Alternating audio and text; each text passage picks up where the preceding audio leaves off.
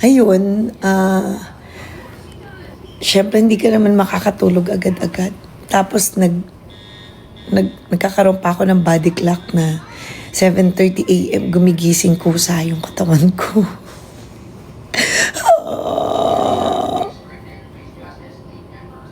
Wala na ba talagang next concert sa Pinas, ma? Di pa ako nakakanood as Jen Alifa. Oo. Di kita masagot eh. Wala akong masagot.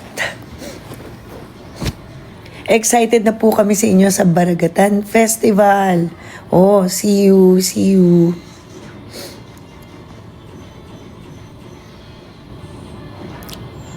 Please.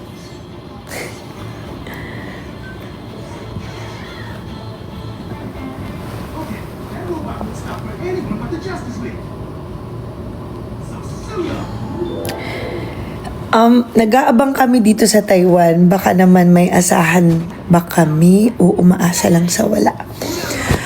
Actually, sa pagkakaalam ko, pero hindi pa po ito sigurado. So, wag niyo akong i-quote pa.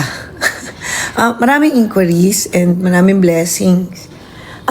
Yung schedule lang talaga. Bilang hindi naman ulitin ko, hindi 8 lang ang sex bomb. Madami. So, syempre, kung hindi man na makarating ang lahat, nagkakaroon ako minsan ng majority wins. Basta marami.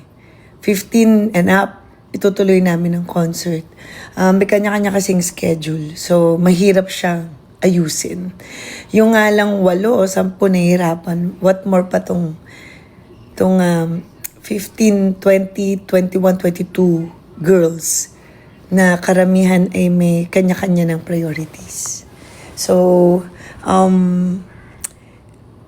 as far as I know, babalik kami ng, July, Canada, and may New York, and dire-diretso yun eh.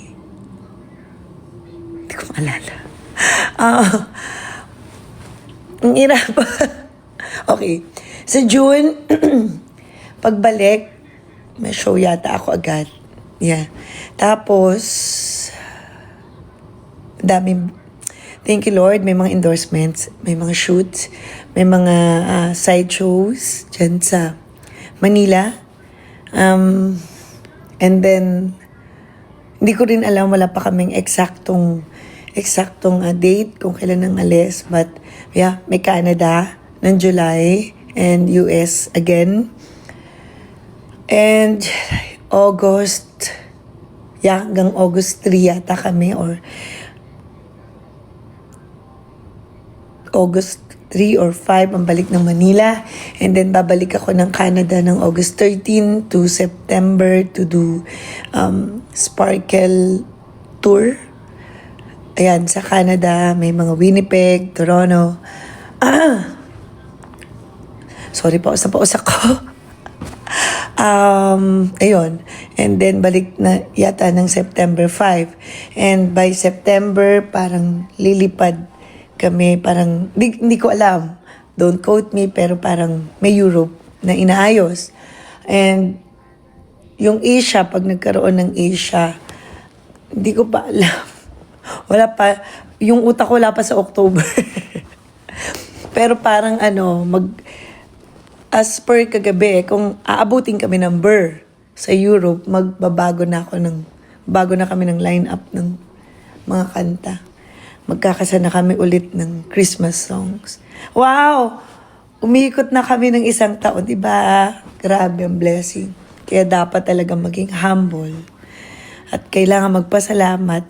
Kaya minsan, masakit na ang katawan, hindi ka talaga susuko. Minsan nakakaiyak, but kasi ang pinakamahirap yung lipat-lipat ng location. Kaya lang, malalayo lahat, ganun talaga. But instead of pagod, dapat palitan ng happiness lagi. Minsan hindi maiwasan. Walking zombie na kami dumarating sa kasi lilipad, aeroplano, and then by land. Tapos ayos ng gamit, akit ng maleta, mag-aayos. Hindi ka naman agad makakatulog kasi iba ng oras. Tapos, kinabukasan na yan. Sasama ka, aalis sila. Aalis. Masaya naman. Gi-enjoy naman ako. Yeah, maghahanap ako ng tamang panahon para makapagpahinga. Bakit half lang pilik mata niya? Ano yun? Ano yung half lang yung pilik mata ko? Wala nga akong kilay. Ang dami nyo napapansin. Humarap nga ako sa inyo walang makeup, di ba? Ang tapang-tapang ko. Hello. Uma-acting nga ako sa TV ng no makeup eh. Ako pa.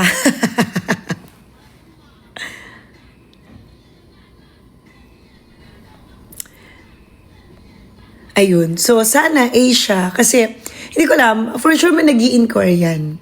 May mga naririnig ako. But, di ko alam bakit wala pa siya sa schedule namin. But, ayun. May Davao. Pagbalik namin ng Manila. Yeah, may Ormoc. May Davao. Bukod sa mga... Ormoc and Davao yung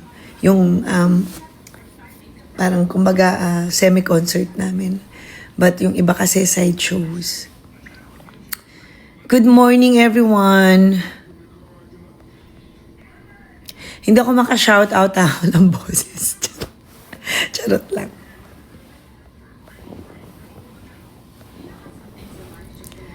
Okay. Hanap ako ulit ng question.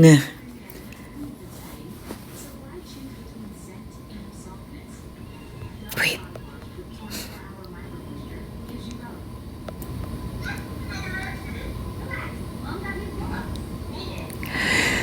Saan po kayo sa Europe mag-concert? Dream ko po makanood ng concert nyo.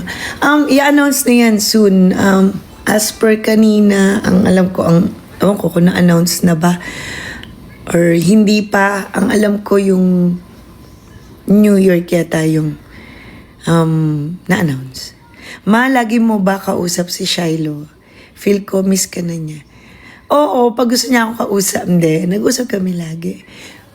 Chinichempuan namin pag gising na siya, tapos dito gabi na. Tapos, like yan, ngayon tulog na sila. Kasi madaling araw. Sa Manila ngayon, di ba?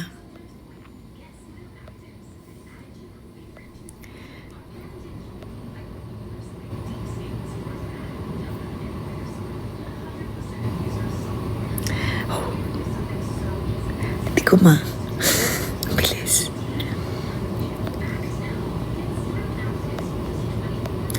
Ang ganda mo, ma. Wow, talaga, inuuto niyo pa ako.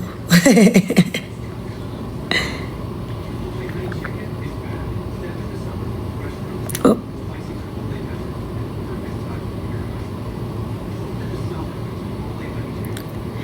Okay. Napanood niyo na yung Billboard interview. So cute.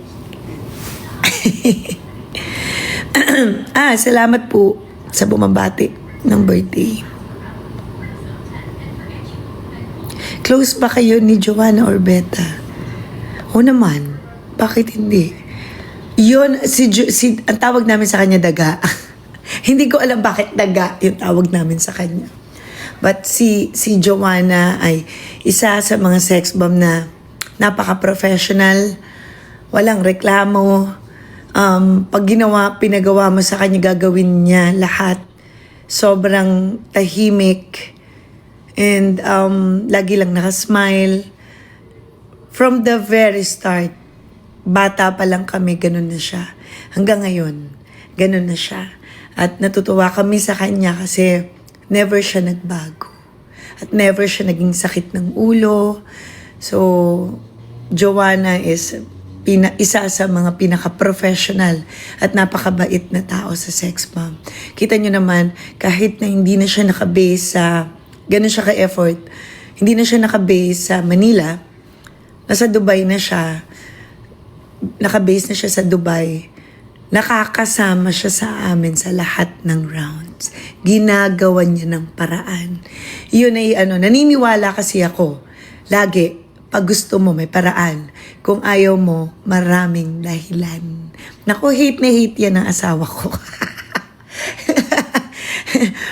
Pag nagmamantra ako ng ganyan. Yan.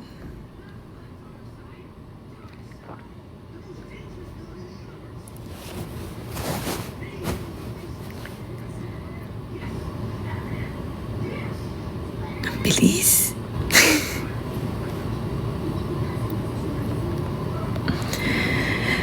Ano pa? May tanong pa kayo?